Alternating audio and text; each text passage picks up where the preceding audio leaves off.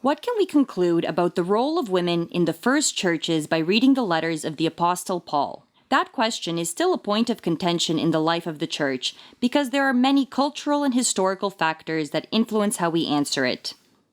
That question might not exist if Paul's letters had never mentioned women. Fortunately, or unfortunately for some, Paul does mention women, and by name, and names their roles, which, if they had been tied to men, would unequivocally be accepted as leadership roles.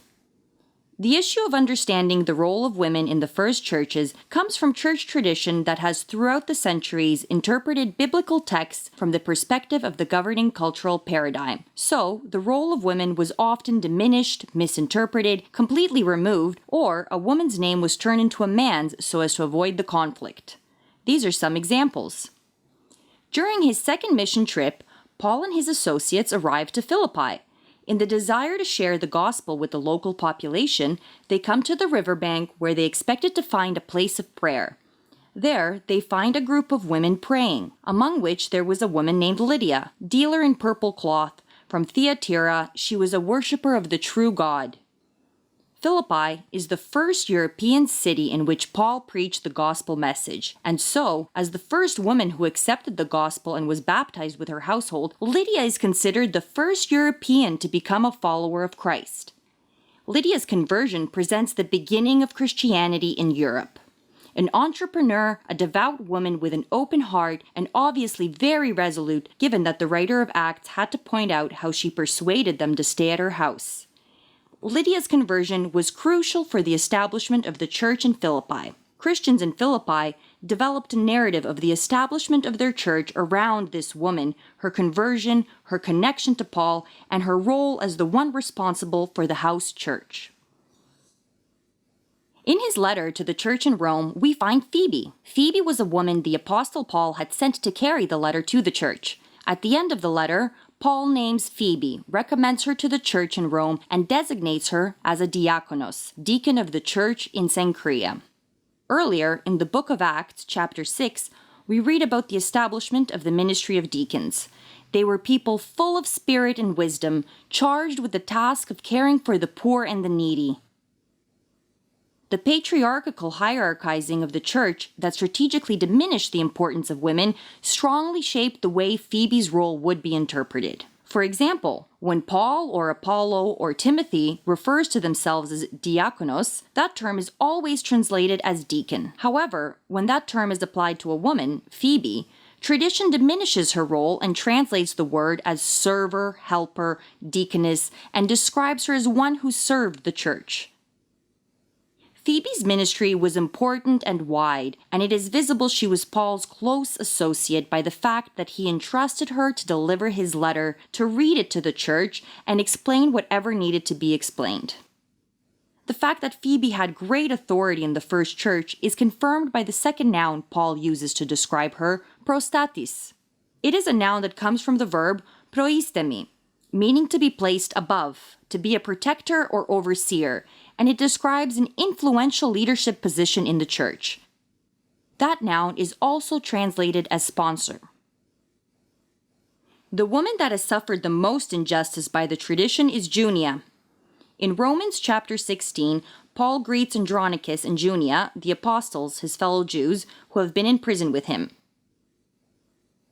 The issue that is a point of contention for theologians and exegetes is firstly, is Junia male or female? And secondly, does the Greek text say that Junia is an apostle or that the apostles knew of her? If Junia was an apostle, why have women been deprived of that role and many other leadership roles in the church? The name Junia was a well-known female name, and there is no reason it would be interpreted as a short version of the male name Junian. Besides, in theological tradition, Junia was widely accepted as a woman until the 12th century. Even though research has shown that there should be no question about whether Junia is a woman or not, many widely accepted translations today still list Junia as a man, a well-known apostle. That kind of interpretation culturally fits more with the prevalent patriarchal society and those who, in this way, avoid the conflict about Junia's identity. Those that can't read the original Greek text of the New Testament will, without question, accept the androcentric translation and interpretation, and thus lose a piece of information that opens a whole new sphere of understanding the role of women in the church. Paul calls both men and women his associates in Christ. An associate for Paul is someone who, together with him, called by God, works on the common mission of sharing the gospel. Paul writes that both men and women worked very hard in the Lord. That is, that they took part in the building of the church community and in missionary work. Paul greets Mary, Tryphena, and Tryphosa as those working hard in Rome in the missionary work. For Persis, he writes that she has worked very hard in the Lord. About Euodia and Syntyche, he writes that they fought for the gospel with him and other associates. By fought, Paul means spiritual and verbal confrontation with non-Christian adversaries. The name that is mentioned most often is Priscilla, and she is always named with her husband Aquila. Usually, only the husband would be greeted, so the fact that Priscilla is mentioned, and even mentioned first, 4 out of 6 times she is mentioned in Acts and Paul's letters, points to the fact that she was indeed important, and her role as Paul's associate was more important than her husband's. Priscilla and Aquila worked together, and their house church was not structured as a patriarchal family, but rather as a faith community that they led together, hand in hand.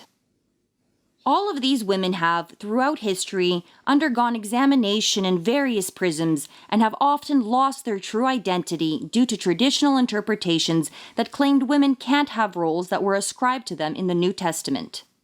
Their role was strategically diminished in order to contest their leadership roles in the first Christian communities. However, it is difficult to ignore the text and the overwhelming amount of evidence that unequivocally show that women were crucial for the development of the church and that there was no role they were denied.